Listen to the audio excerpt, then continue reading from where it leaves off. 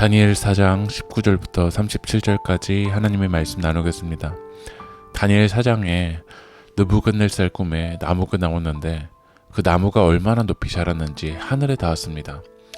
그리고 그 나무를 통해서 많은 이들이 열매를 먹게 됩니다. 다니엘은 이 꿈을 통해서 은밀한 하나님의 뜻을 느부갓네살에게 전달합니다. 22절의 말씀을 읽어보면 왕이여 이 나무는 곧 왕이시라. 이 나무가 왕이고 느부갓네살 힘이 하늘에 닿을 정도로 세졌지만 하나님의 심판으로 쫓겨나게 되고 들짐승과 함께 살고 소처럼 풀을 먹으며 7대를 지낼 것이라고 다니엘은 하나님의 뜻이 무엇인지 느부갓네살에게 전달합니다.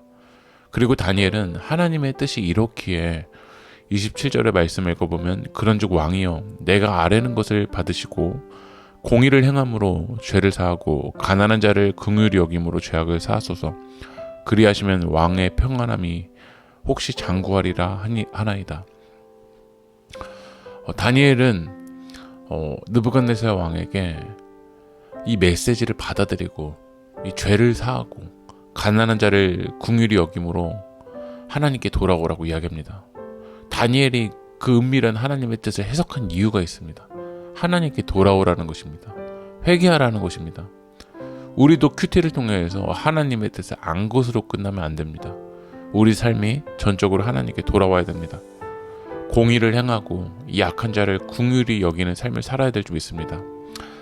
하지만 느부갓네살은 이 다니엘의 메시지를 듣고도 30절의 말씀을 읽어보면 나 왕이 말하 이르되 이 큰 바벨론은 내가 능력과 권세로 건설하여 나의 도성으로 삼고 이곳으로 내 위엄의 영광을 나타낸 것이 아니냐 하였더니 이 큰 바벨론이 나의 능력과 권세로 건설하였다라는 교만의 고백을 합니다. 다니엘의 메시지를 듣고도 하나님께 엎드리지 않았습니다. 오히려 더 교만했습니다. 결국 느부갓네살은 하나님의 심판을 받게 됩니다. 7해 동안 쫓겨나서 소처럼 풀을 먹고 자라게 됩니다.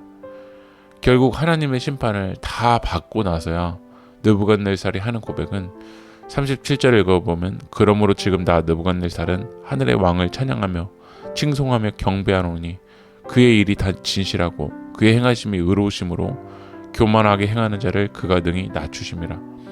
하나님을 그제서야 찬양하게 됩니다. 느부갓네살은 다니엘이 말로 할 때는 하나님의 왕되심을 인정하지 않았습니다.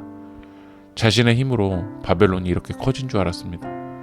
그러나 하나님의 심판 앞에서 느부갓네살은 세상의 주권이 하나님께 있음을 철저하게 깨달았습니다. 우리도 돌이킬 수 있을 때, 회개할 수 있을 때 주님 앞으로 돌아와서 공의와 긍휼의 삶을 살아가길 축복합니다. 기도하겠습니다. 하나님, 교만의 고백이 아니라 회개의 고백이 우리 입술 가운데 고백될 수 있도록 인도하여 주시고 제게 사명을 맡기신 하나님을 기억하며 항상 겸손히 충성하게 하여 주시옵소서. 예수님의 이름으로 기도합니다. 아멘.